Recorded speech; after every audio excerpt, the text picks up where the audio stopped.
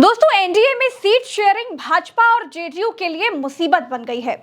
BJP और नीतीश कुमार दोनों ही 100-100 सीटों पर लड़ने की कोशिश में हैं, लेकिन ये आसान नहीं है। इधर खबर यह है कि चुनाव आयोग की टीम अगले हफ्ते से बिहार का दौरा शुरू करेगी। 5 से 15 नवंबर के बीच बिहार में 3 चरण में वोटिंग हो सकती है, लेकिन एनडीए में अभी सीट शेयरिंग का ही मामला फंसा हुआ है। दोस्तों, एनडीए में 2 सबसे बड़े पार्टनर हैं, भाजपा और जेडीयू, और इसके बाद आते हैं चिराग पासवान और मांझी। उसके बाद नंबर है उपेंद्र कुशवाहा का। एक वक्त पर जीतन राम मांझी 40 सीटें मांग रहे थे और चिराग पासवान 70 सीटें मांग रहे थे। जाहिर है कि नीतीश कुमार और मोदी दोनों के लिए यह मुश्किल था। अब मांझी 15 से 20 सीटों की मांग कर रहे हैं और चिराग पासवान 40 से 50 सीटों की। लेकिन बीजेपी ये चाहती है कि मांझी 10 सीटें लें और चिराग को 20 सीटें दी जाएं। दोनों नेता इसके लिए बिल्कुल तैयार नहीं हैं। कुछ दिनों पहले नीतीश कुमार ने सीट शेयरिंग से खुद को अलग कर लिया था। जेपी नड्डा पटना आए, लेकिन नीतीश उनसे मिले नहीं। उसके बाद अमित शाह ने पटना के एक होटल में नीतीश कुमार के साथ मीटिंग की थी। दोस्तों, बिहार में 243 सीटें हैं, बहुमत का आंकड़ा है 122।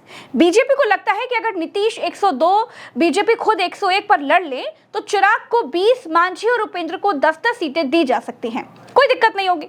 लेकिन चिराग 40 से ज्यादा और 50 से कम सीटें मांग रहे हैं, तो मांझी 20 सीटों पर अड़े हुए हैं। अब ये 25 से 30 सीटें कहां से लाई जाएंगी? क्या बीजेपी और नीतीश दोनों अपने अपने कोटे से सीटें कम करेंगे? ऐसा लगता तो नहीं है। दोस्तों, बिहार में पासवान 5.31%, रविदास 5.25% और मुसहर करीब 3.8% है। चिराग और मांझी दोनों खुद को बड़ा दलित नेता दिखाने की कोशिश करते रहते हैं।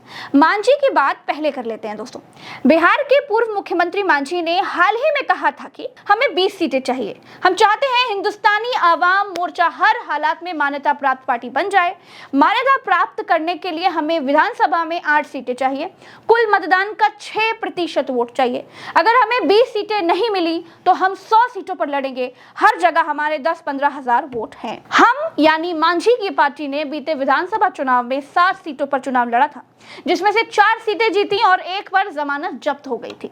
चुनाव आयोग की वेबसाइट के मुताबिक दोस्तों, पार्टी को 3,75,564 वोट मिले थे, जो कुल वोटों का 0.89% था। दोस्तों, हम की नजर पूर्णिया में कस्बा, मुजफ्फरपुर में कांटी, भोजपुर में बढ़हरा, आरा और माधेपुरा, कटिहार पर भी है। पार्टी के कुछ नेताओं का यह कहना है कि राजनीति संभावनाओं का खेल है। यह संभव है कि हम एनडीए के साथ कुछ सीटें लड़े और बाकी की सीटें स्वतंत्र रूप से अलग लड़े, यानी कि फ्रेंडली फाइट। हमारे कार्यकर्ताओं का ये सेंटिमेंट है। चिराग को लेकर के मांझी कहते हैं कि वो 2020 में अपना हश्र देख चुके हैं। एनडीए के दूसरे दलित चेहरे यानी कि चिराग पासवान को साधना बीजेपी और जेडीयू दोनों के लिए ही आसान नहीं होगा। लोकसभा चुनाव में 100% स्ट्राइक रेट के आधार पर चिराग विधानसभा चुनाव में ज्यादा सीटें चाहते हैं। चिराग के लिए नारेबाजी हुई। चिराग को मुख्यमंत्री बनाने की यह मांग मुजफ्फरपुर में हुई थी। इसके बाद पूर्णिया में भी यही हाल था और चिराग के जीजा अरुण भारती तो खुल करके चिराग को सीएम बनाने की मांग कर रहे हैं।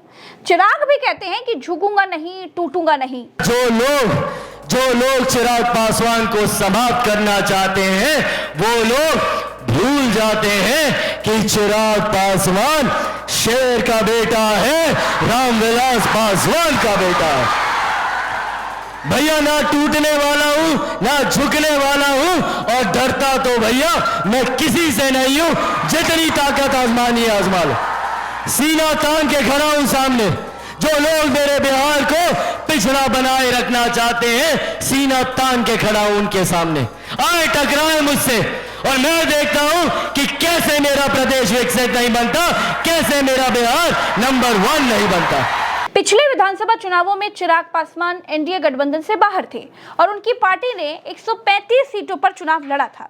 पार्टी सिर्फ मटिहानी सीट पर जीती थी, जबकि 110 सीटों पर उनके उम्मीदवारों की जमानत जब्त हो गई थी। पार्टी को कुल 23,83,739 वोट मिले थे, जो कुल वोट शेयर का 5.66% था। जिन सीटों पर पार्टी ने चुनाव लड़ा वहां पर पार्टी का वोट शेयर 10.26% था। साल 2020 के चुनाव में एलजेपी के अलग लड़ने से जेडीयू को नुकसान हुआ था और पार्टी को सिर्फ 43 सीटें ही मिली थी।